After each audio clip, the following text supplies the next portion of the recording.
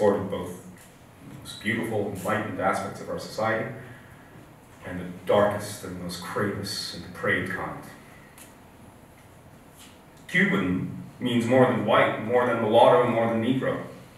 On the battlefields, the souls of whites and blacks who died for Cuba have risen together through the air. In that daily life of defense, loyalty, brotherhood, and shrewdness, there was always a black man on every side, the white of the black man.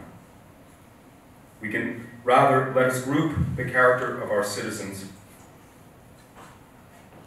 by their ability to self-abnegate or let go of their ego. This is Freudian language, when Freud was still amassing his world-changing data. We're talking about a profoundly prolific reader and writer. I suggest to you that no one was writing like this. Do you feel the silence in the room? This was written in 1892. I'm ashamed to say that this still challenges us today. A world war, sir, thank you, but a world war was fought to avoid or to maintain this very self-same idea.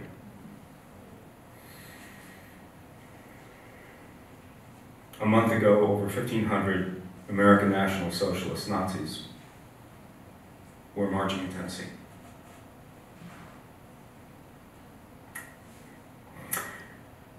The Republic cannot retreat from the Republic. The rights already concede out pure cunning by the Spanish government who would divide us.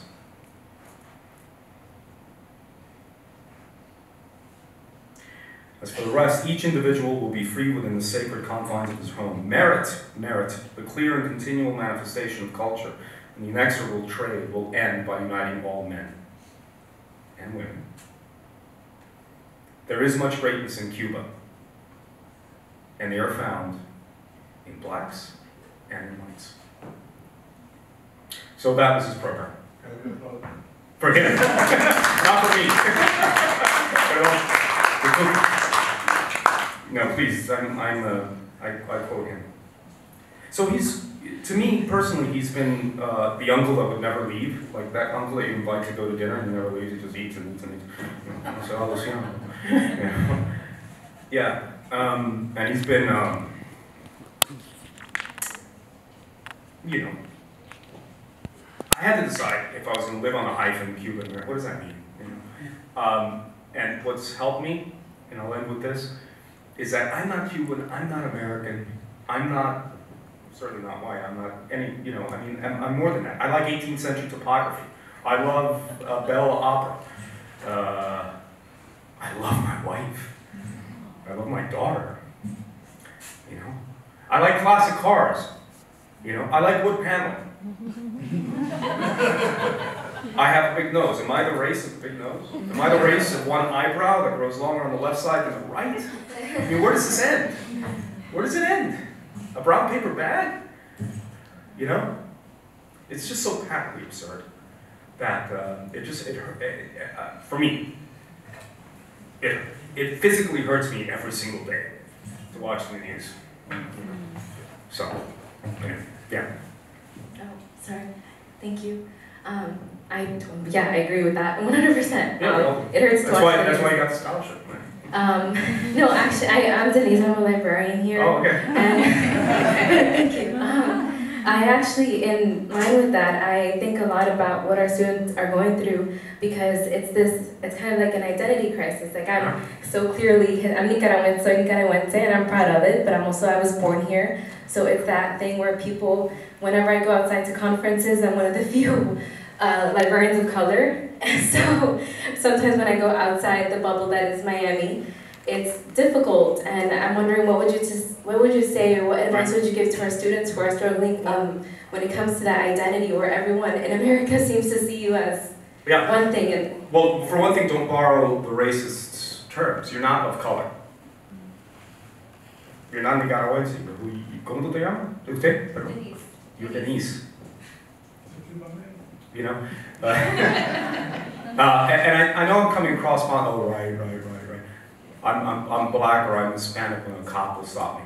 But I think that you should, to borrow a page from Michelle Obama's book, you just don't pay attention to those limitations that are imposed by what Marti himself called textbook races, that are found in hateful, not this book, but that are found in hateful, at that time. Now, I want to be clear, at that time, anthropology made it a point, like a cheap taxonomy, of depositing human beings in this, because you needed to do that in order to justify your colonial rule. Simple as that. But we're past that, right? Again, we fought 2 world wars against that. So one thing is not to borrow that language. You're not of color. And I'm sorry, I don't see Nicaraguense in you. I don't see, you know. And now even some people think that you're not necessarily even one sex. We all have different varying hormonal reactions to things. Please, and that's what I mean, do not be afraid to be fully human. Arte soy entre las artes y los montes, montes soy. I am a work of art among art, and among mountains, I am a mountain. You are. You know why you are? Because the combination, just scientifically, combination of all the genes and I get, we have to remember that. There's never been a Denise like you. Do you understand? I mean, there's never been a Denise, never. There's been other Denises. I dated one. She's this tall. So hard. But, you know, I soldiered on. And so there's never been the exact combination of forces to make you. So that uniqueness is an inoculation. That reality cannot be imposed by a hateful ideology. It's just not real. It's like, as the ocean does not part to you different as it does to me, neither should people.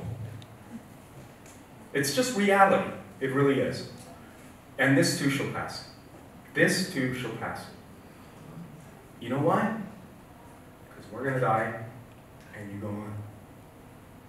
So that's why you cannot be afraid to do the right thing.